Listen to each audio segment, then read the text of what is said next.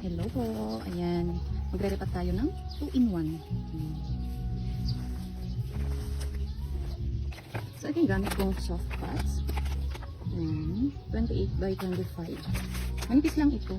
Para kapag maglilipat ka ulit, kailangan palitan yung soil nila. Pinupunit ko na lang yun. Ayan.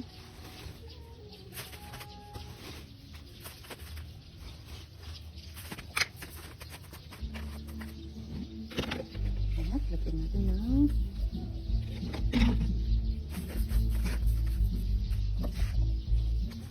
ito, dalawang 21J. Hindi ko alam kung anong kulay ang flowers nila. Ganito ako mag-repat. Yan, kapal na yung ugat nila. So, binabawasan ko yung gilid para magdidikit sila. Hindi basa.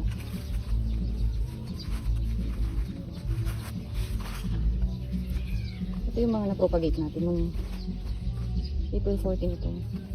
So, 2 months na sila. Kahit 2 months. Ito 3 months na sa July. Ayan.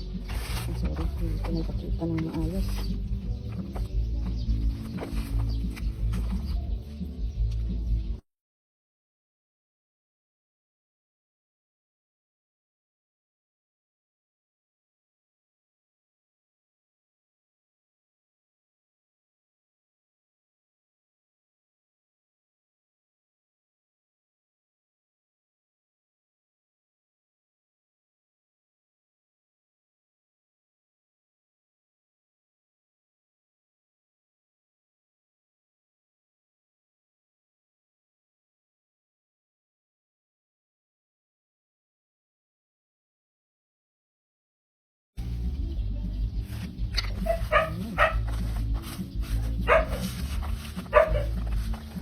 So kapag mag-repat kayo, same size ang pagsasamahin nyo. Kasi kung mas malaki yung isa o mas naunang mabuhay na mas malaki siya, mapapansot yung isa na mas maliit. So ayan. Kasi mapuunahan silang lumaki kapag ganyan.